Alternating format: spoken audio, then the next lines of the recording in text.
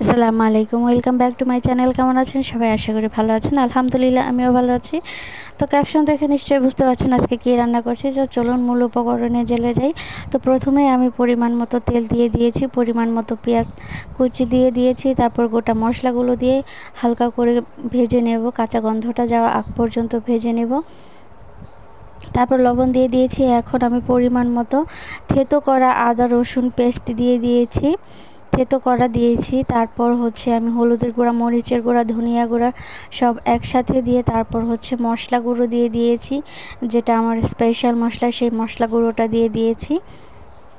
দিয়ে ভালো করে কষিয়ে নিয়েছি। কষিয়ে নিয়ে এখন আমি সমস্ত দেশি মুরগিটা দিয়ে দিয়েছি। এখানে প্রায় 2 কেজির উপরে হবে যে মুরগিটা।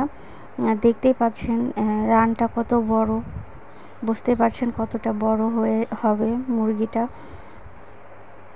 তো বেশ বড় সাইজের, প্রায় 2-2.5 কেজি হবে মুরগিটা।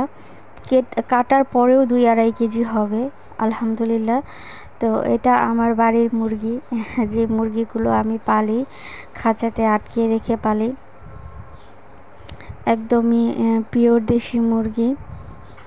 তো আমার ভিডিও আপনাদের ভালো লেগে থাকলে অবশ্যই লাইক, কমেন্ট, সাবস্ক্রাইব করবেন। যারা অলরেডি করে ফেলেছেন তাদের সবাইকে অসংখ্য ধন্যবাদ। আর যারা এখনও করেননি প্লিজ আমার চ্যানেলটিকে সাবস্ক্রাইব করে দেবেন, পাশের বেল আইকনটি বাজিয়ে দেবেন আর শেয়ার করে দেবেন।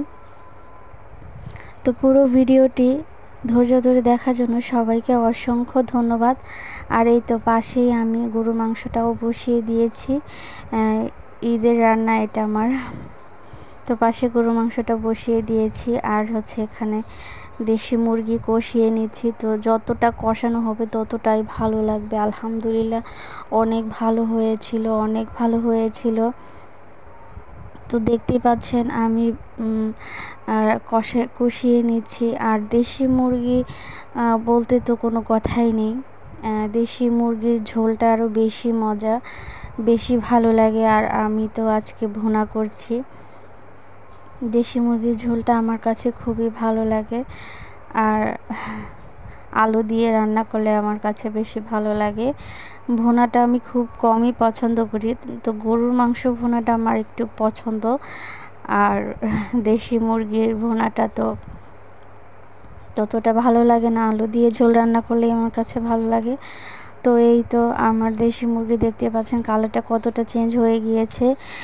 আর আলহামদুলিল্লাহ, তো বেশি আলোর কারণে একদম রিয়েল কালারটা আসতেছে না, যে কালারটা হয়েছে আলহামদুলিল্লাহ অনেক সুন্দর একটি কালার এসেছিল, আর অনেক ভালো হয়েছিল, অনেক মজা হয়েছিল আলহামদুলিল্লাহ। আলহামদুলিল্লাহ অবশ্যই বাটা মশলা দিয়ে সবাই রান্না করবেন, বাটার মশলার কোনো তুলনা নেই।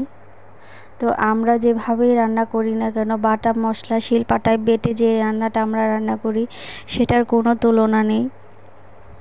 সব কিছু বেটে নিয়ে রান্না করলে খুবই ভালো লাগে আলহামদুলিল্লাহ। তো এই তো দেখতেই পাচ্ছেন আমার রান্নাটা প্রায় শেষ হয়ে যাচ্ছে। দেখতে পাচ্ছেন আমি আরও ভুনা করে নেব, একদম শুকনো করে নেব। শুকনো একদম ভুনাটা আমার হাজব্যান্ডের খুবই পছন্দ, ওনার খুবই পছন্দ। তো আমার ভিডিও কার কার ভালো লাগে অবশ্যই কমেন্টে জানাবেন, আর রান্নাটি কেমন হয়েছে অবশ্যই কমেন্টে জানাবেন। তো সবাই ভালো থাকেন, সুস্থ থাকেন। আসসালামু আলাইকুম।